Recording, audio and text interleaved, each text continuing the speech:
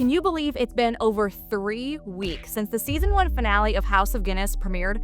Are you still shocked over the final episode, or are you ready for more from director Steven Knight? Well, then this video is for you. This series has had its fair share of controversy, so fans are weary about the possibility of a second season. Let's dive into what exactly could prevent the series from being renewed, what the director has said on the issue, and what a second season of House of Guinness could possibly entail. House of Guinness has had some of the most divided reviews I've ever seen for a series, and it turns out that the Guinness family members themselves are divided over the series as well. Irish film critics, according to The Guardian's Irish correspondent Rory Carroll, hate it. Zero embellishments, he just flat out stated that the Irish critics hate it. I could go on for a while about the other reviews from the Irish Times, the Irish Examiner, the Irish News, etc., but I think you get the idea. From lighting complaints to leprechaun-like costumes, Ireland hates House of Guinness, for the most part. Okay, so what about the rest of the world? Well, it turns out they don't mind it as much. The Netflix series has a 90% on Rotten Tomatoes and a 7.5 out of 10 on IMDb. Essentially, the audience reviews say the same thing. As long as you don't compare it to Steven Knight's previous project, Peaky Blinders, it's an enjoyable watch. But what's the real controversy behind House of Guinness that could potentially stop it from receiving an additional season? Well, most of it stems from the hidden stereotypes that Irish audiences have pointed out, like everyone wearing the color green, for example. However, the Guinness family themselves have disagreed over one major topic: the show's accuracy. Executive producer of the series and member of the Guinness family, Ivana Lowell, has stated that the stories were in fact based on those passed down in the family. Of course, director Steven Knight did admit in an interview with Tadam that he had to take things that these family members did, things that they said, achievements they made, mistakes they made, and use them as stepping stones. Essentially, he had to fill in the gaps, which makes sense if you ask me. But Molly Guinness, Edward Guinness's great-great-granddaughter, would disagree with me, saying that it seems that when filling in the gaps, Knight added a decent amount of criminal and political intrigue to the story.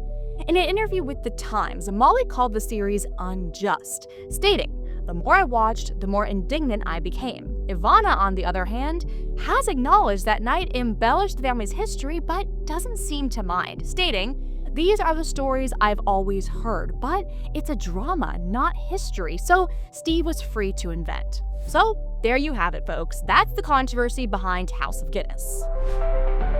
The series follows the 4 adult children of the head of the Guinness brewery, Benjamin Guinness, who was once the richest man in Ireland, his 4 children, Arthur, Edward, Anne, and Benjamin, as they struggle to take power for themselves following their father's death, while also dealing with the religious and political struggles between Catholics and Protestants in the 19th century.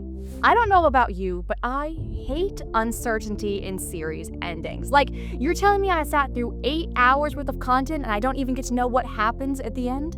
In the season 1 finale, Patrick Cochrane fires a gun during Arthur Guinness's public rally, but whether or not it hit its target is left a mystery. Some suggest that through historical context, we can assume that Patrick did in fact miss or struck another bystander.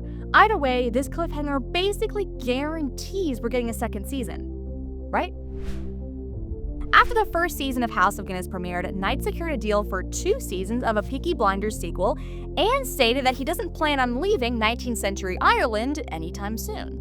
In an interview with the Irish Mirror, Steven Knight said, "We are going to do season 2 and 3 and 4. We are going to do this all the way to the 1960s. Despite the onslaught of totally mixed reviews, it seems that House of Guinness is here to stay. But it's been over 3 weeks since the finale premiered, and Netflix still hasn't officially confirmed that the show will return for a second season. Yet, fans do remain hopeful, especially considering how confident the director seems to be.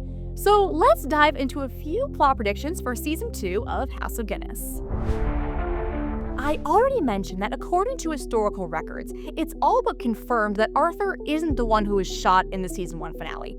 After all, the real-life Arthur Guinness lived until 1915. Now, we also know that director Steven Knight has made some embellishments to the script, so will he make adjustments to the family member's time of death as well? only time will tell. But as for me, I think it's safe to say that Arthur will most likely be around for season 2. However, there was another assassination attempt in the Guinness family. In 1944, Edward's oldest son, Walter, was assassinated in Cairo while serving as the British Minister of the State for the Middle East. So, if Arthur survives Cochrane's bullet, who does it hit? Well, Rafferty is the only major character in the series who is mostly made up, meaning his death would impact the historical accuracy of the series the least. Sorry, Rafferty.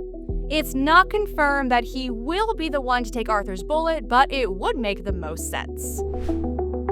Should my previous plot prediction come true, this one will follow shortly after. If Rafferty is in fact killed off, his love affair with Arthur's wife, Lady Olivia, will quickly come to a close, and this actually would fit the historical text quite well. It is known that Lady Olivia and Arthur remained married until his death at the age of 74 in 1915. It is also stated that Lady Olivia played a huge part in Arthur's decision to leave the brewery behind for a career in politics in 1876. So here's what we have.